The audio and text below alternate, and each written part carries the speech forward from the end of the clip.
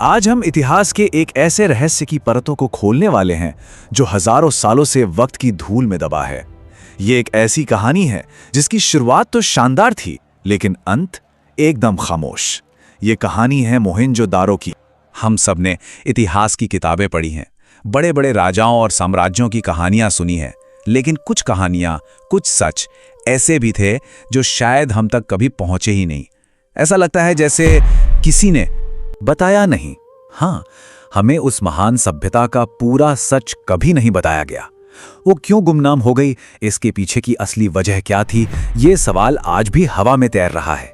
तो सबसे बड़ा सवाल यही है, आखिर कैसे दुनिया की सबसे उन्नत, सबसे आगे की सभ्यताओं में से एक बस यूं ही बिना कोई निशान छोड़े गायब हो गई। तो चलिए, इस पहेली को सुलझाने से पहले ये समझना जरूरी है कि वो जगह थी कैसी। चलिए एक टूर लेते हैं सिंधु घाटी के उस खो चुके महानगर का और देखते हैं कि वो अपने समय से कितना आगे थी। देखिए, मोहनजोदारो कोई ऐसी वैसी बस्ती नहीं थी। ये एक कमाल का एकदम ऑर्गेनाइज शहर था। प्रॉपर शहरी प्लानिंग थी, स्टैंडर्डाइज्ड ईंटें और वजन के पैमाने थे, और एक विशाल ग्रेट बाथ भी। अरे उनकी जो ड्रेनेज सिस्टम थी ना, वो तो इतनी एडवांस थी कि हजारों साल बाद भी दुनिया में कई जगह वैसी व्यवस्था नहीं थी।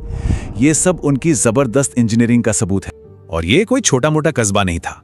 जब ये शहर अपने पीक पर था, तब यहां लगभग 40,000 लोग रहते थे। सोचिए, उस जमाने में ये एक हलचल भरा महानगर था। मतलब आप समझिए, आज से 5,000 साल पहले ये जगह टेक्नोलॉजी और समाज के मामले में धरती की सबसे एडवांस जगहों में से एक थी। सब कुछ इतना बढ़िया चल रहा था, और फिर कहानी ने एक बहुत ही अंधेरा मोड़ ले लिया। चलिए अब सीधे उस पॉइंट पर चलते हैं जहां से इस शानदार शहर का अचानक अंत शुरू हुआ। जरा इस टाइमलाइन पर नजर डालिए। 2500 ईसा पूर्व में शहर खूब फलता फूलता है, 2000 ईसा पूर्व तक अपने चरम पर पहुंचता है, और फिर देखिए पतन कितनी तेजी से हुआ। सिर्फ कुछ 100 सालों के अंदर 1700 ईसा पूर्व तक ये शहर पूरी तरह वीरान हो गया। और यही वो सवाल है जिसने दशकों से इतिहासकारों और पुरातत्वविदों को हैरान कर रखा है। आखिर इतनी एडवांस सभ्यता अचानक से खत्म कैसे हो गई, और इतिहास के पन्नों से पूरी तरह मिट कैसे गई? तो चलिए अब हम सब जासूस बन जाते हैं और इस पुराने अनसुलझे मामले के मुख्य संदिग्धों की जांच करते हैं। पता लगाते हैं कि अलग अलग थ्योरीज क्या कहती हैं। आखिर हुआ क्या था उस दिन?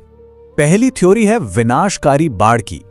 सबूत ये बताते हैं कि हो सकता है सिंधु नदी में एक भयंकर बाढ़ आई हो और उसने एक ही झटके में पूरे शहर को तबाह कर दिया हो। क्या जिस नदी ने शहर को जिंदगी दी वही उसका अंत बन गई? दूसरी थ्योरी एक धीमी मौत की तरफ इशारा करती है, क्लाइमेट चेंज। ये थ्योरी कहती है कि धीरे धीरे मौसम का पैटर्न बदला, जीवन देने वाली घग्गर हकरा नदी सूख गई और पूरे इलाके में अकाल पड़ गया। और तीसरी थियरी है महामारी की। शायद कातिल अदृश्य था। सोचिए, इतने घनी आबादी वाले शहर में जहां मॉडर्न दवाएं नहीं थीं, हैजा जैसी कोई बीमारी जंगल की आग की तरफ फैल सकती थी। उसने शानदार इमारतें तो छोड़ दी, लेकिन उन्हें हमेशा के लिए खाली कर दिया। तो अब यह समझना जरूरी है कि सबूत क्या कहते हैं और अफवाहें क्या हैं। एक तरफ वैज्ञानिक थ्योरीज हैं जो खुदाई और क्लाइमेट डेटा पर आधारित हैं, और दूसरी तरफ है कुछ पॉपुलर कहानियां, जैसे कि कोई न्यूक्लियर धमाका हुआ या एलियन का हमला हुआ, जिनका कोई मजबूत सबूत नहीं है। तो इन सारे सुरागों को देखने के बाद सच के सबसे करीब कौन सी बात लगती है? चलिए मोहनजोदारो के उन आखिरी दिनों की तस्वीर को जोड़ने की कोशिश करते हैं। देखिए, ज्यादातर वैज्ञानिक अब ये मानते हैं कि कोई एक अकेली वजह नहीं थी। ये एक डोमिनो इफेक्ट जैसा था। पहले दशकों तक मॉनसून का पैटर्न बदला, फिर नदियां सूख गईं, जिससे खेती बाड़ी की कमर टूट गई, फिर संसाधनों की कमी हुई, व्यापार ठप हो गया, और आखिर में जिंदा रहने के लिए लोगों को यह महान शहर छोड़कर जाना पड़ा। और इससे एक बहुत बड़ी बात समझ में आती है, इतिहास का सच अक्सर कई वजहों का एक उलझावा जाल होता है, कोई एक नाटकीय घटना नहीं। मोहनजोदारो का अंत किसी धमाके जैसा नहीं था, बल्कि धीरे धीरे खामोशी में खो जाने जैसा था। लेकिन क्या इससे सारे सवालों के जवाब मिल गए? शायद नहीं। उनकी लिपि, उनकी लिखाई, जिसे आज तक कोई पढ़ नहीं पाया है, और उनकी संस्कृति के बारे में कई सवाल अब भी बाकी हैं। मतलब ये केस अभी पूरी तरह से बंद नहीं हुआ है। और यही बात हमें इस अविश्वसनीय प्राचीन रहस्य के आखिरी पड़ाव पर ले आती है। ये एक अनसुलझा मामला है, एक ऐसा रहस्य जो आज भी जिंदा है। मोहनजोदारो की धूल आज भी अपने राज सीने में दबाए हुए है और हमें ये सोचने पर मजबूर